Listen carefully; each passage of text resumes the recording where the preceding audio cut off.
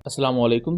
Welcome to M रात। दोस्तों, बात आज हम दो टॉपिक्स पर करने जा रहे हैं। पहला टॉपिक तो ये है कि इस वक्त रिपोर्ट्स इमर्ज हो रही हैं कि बांग्लादेश पाकिस्तान से 32 के करीब GF-17 ब्लॉक 3 एयरक्राफ्ट कंसीडर कर रहा है खरीदने के लिए, और इस चीज़ को आर्मी रिकग्निशन नाम की वेबसाइट ने पब्लिश किया है। दूसरा बात करेंगे कि 26 जनवरी को इंडिया का रिपब्लिक डे है, और इस पर एक बहुत बड़ा सरप्राइज इंडियन एयरफोर्स की तरफ से दिया गया है अपनी आवाम को। सरप्राइज कुछ यूं है कि दो अहम कंपोनेंट जो कि इंडिया बनाता है, इंडियन एयरफोर्स, इंडियन आर्मी और इंडियन नेवी, कोस्ट गार्ड का भी हिस्सा होते हैं, वो इंडिया की रिपब्लिक डे परेड पर हिस्सा नहीं बनेंगे। उसकी डिफरेंट रीजंस हैं, उनको आगे डिटेल से हम एक्सप्लोर करते हैं। पहले टॉपिक की तरफ आ जाएं तो हम जैसा कि इस वक्त जानते हैं कि बांग्लादेश और पाकिस्तान को लेकर बहुत ज़्यादा बात हो रही है, हर मीडिया चैनल पर और हर प्लेटफॉर्म पर बहुत ज़्यादा बात हो रही है, और इसको लेकर हर आए दिन कोई ना कोई नई डेवलपमेंट आ रही होती है जो कि बहुत ज़्यादा अहम है, जिसको कवर करना अहम होता है। हमने रिसेंटली देखा कि बांग्लादेशी लेफ्टिनेंट जनरल कमरुल हसन, जो कि सेकंड इन कमांड है बांग्लादेश मिलिट्री के, उन्होंने मुलाकात की थी पाकिस्तानी आर्मी चीफ से, पाकिस्तानी एयर चीफ से,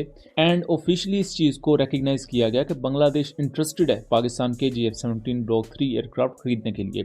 ये 4.5 जनरेशन का लाइट वेट एयरक्राफ्ट है जो कि मल्टी रोल कैपेबिलिटीज के साथ आता है, मतलब एयर टू एयर फाइट करने के काबिल है, एयर टू ग्राउंड बॉम्बिंग करने के काबिल है, रिकॉनिसेंस करने के काबिल है, एंटी शिप मिशन परफॉर्म करने के काबिल है, और उसके साथ साथ ये कम खर्च भी है। तो इस वक्त आर्मी रिकग्निशन नाम की एक वेबसाइट ने ये क्लेम किया है कि बांग्लादेश 20 से लेकर 32 के दरमियान GF-17 एयरक्राफ्ट खरीदने की तरफ जा सकता है। अब ये अराउंड 2 से 3 स्क्वाड्रन हो सकते हैं जो कि बांग्लादेश खरीदेगा पाकिस्तान से, और यहाँ जो यूनिट कॉस्ट बताई गई है वो भी 25 से 30 मिलियन डॉलर्स के दरमियान है, जबकि जो वेपन पैकेज होता है, ट्रेनिंग होती है, उसकी कॉस्ट सेपरेट होती है। लेकिन यहाँ एक रियलिटी चेक भी ये है कि बांग्लादेश ने अभी GF-17 एयरक्राफ्ट को इनिशियल लेवल पर इंस्पेक्ट किया है। अभी उनकी प्रॉपर एक टीम आएगी उनके पायलट्स की, जो कि GF-17 को फ्लाई कर सकते हैं, उसमें फ्लाई करके बेसिक एक्सपीरियंस गेन करेंगे, एज वेल एज इसकी स्पेसिफिकेशंस को देखेंगे, फिर उसके बाद प्रॉपर तरीके से निगोशिएशंस आगे बढ़ेंगी।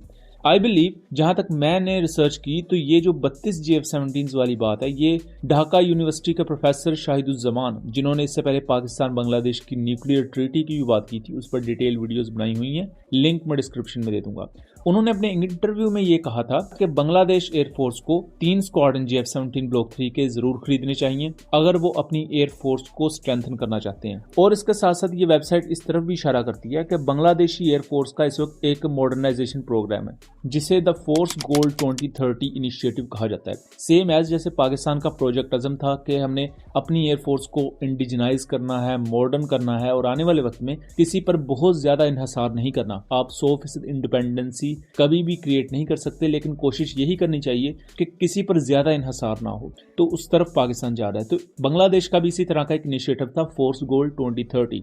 इसमें बांग्लादेश ने कहा कि वो अपने ओल्डर F-7s को कंप्लीटली रिटायर कर देंगे, और MiG-29 को भी कोशिश की जाएगी कि उनमें से कुछ रिटायर कर दिए जाएं, जबकि कुछ रख लिए जाएं। तो F-7BG एयरक्राफ्ट को, और अगर पोटेंशियली कुछ MiG-29 को भी रिटायर किया जाए, तो कम से कम फिर बांग्लादेशी एयरफोर्स को 32 या 40 के दरमियान इतने नए एयरक्राफ्ट चाहिए होंगे जो कि एटलीस्ट 4.5 जनरेशन की हों, और उनकी लॉजिस्टिक्स का खर्चा भी कम हो। अगर कॉस्ट पर फ्लाइट आवर की बात की जाए तो GF-17 की जो कॉस्ट है पर फ्लाइट आवर वो F-16 से हाफ है, और उसके अलावा सिंपल लॉजिस्टिक्स है। जो कंट्रीज इसे यूज कर रहे हैं वो भी इससे खुश हैं, और उसके अलावा पाकिस्तान के साथ वो बहुत लंबी सर्विस ये दे चुका है, एयरक्राफ्ट बैटल टेस्टेड है। सो ये चीजें इसे बांग्लादेश की तरफ ज्यादा टिल्ट करवा रही हैं, और बांग्लादेश में इसमें बहुत ज्यादा इंटरेस्टेड है, और हमें आने वाले वक्त में इसमें मजीद डेवलपमेंट्स भी देखने को मिलेंगी।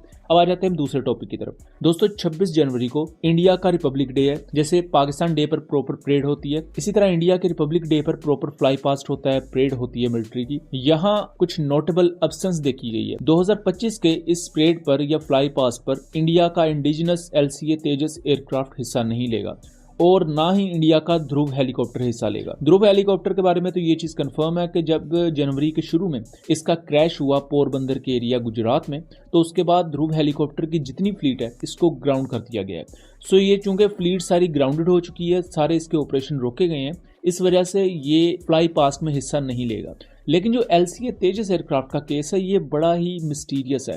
LCA तेजस एयरक्राफ्ट के बारे में सिर्फ ऑफिशियली ये कहा गया है कि चूंकि इसकी सिंगल इंजन कॉन्फ़िगरेशन है, इस वजह से हम इसे फ्लाई पास्ट में नहीं लेकर आएंगे। लेकिन माजी में इंडिया मिराज 2000 एयरक्राफ्ट को फ्लाई पास्ट में उड़ाता रहा है, जो कि अगेन सिंगल इंजन एयरक्राफ्ट है। लेकिन यहाँ तेजस को सिर्फ सिंगल इंजन जहाज होने की बुनियाद पर फ्लाई पास्ट में ना रखना, ये कहीं ना कहीं कुछ शुबहात क्रिएट कर रहा है। यहाँ कुछ ओशन प्लेटफॉर्म्स तो यहाँ तक क्लेम कर रहे हैं कि तेजस भी ग्राउंडेड है। उसकी कुछ टेक्निकल रीजंस हो सकती हैं, लेकिन इस चीज को कंफर्म नहीं किया जा सकता। बहरहाल जो ये फ्लाई पास्ट होगा इसमें MiG-29, जैगुआर्स, राफेल्स, Su-30s होंगे। उसके बाद राफेल एयरक्राफ्ट अपना वर्टिकल चार्ली मैनूवर भी परफॉर्म करेगा और इस दफा C-295 हैवी ट्रांसपोर्ट एयरक्राफ्ट भी इस परेड में हिस्सा लेंगे। अब जो दो चीजें यहाँ एक्सक्लूड की गई हैं, यानी कि LCA तेजस और ध्रुव हेलीकॉप्टर, ये बहुत ज्यादा अहमियत रखते हैं और कहीं ना कहीं इसको लेकर इंडियन एयरफोर्स पर तनकीद भी हो रही है।